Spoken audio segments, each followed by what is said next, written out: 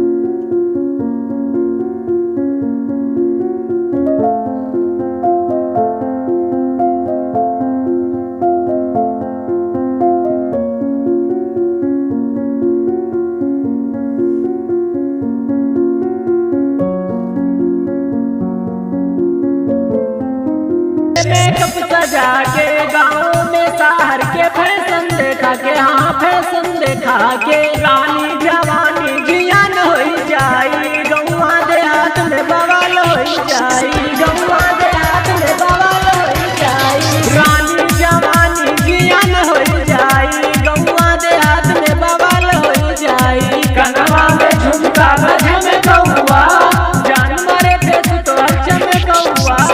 मनवा बिगाड़े चोली झमे कौआ, मनवा बिगाड़े चोली झमे कौआ। जान मारे देश तोहर चमे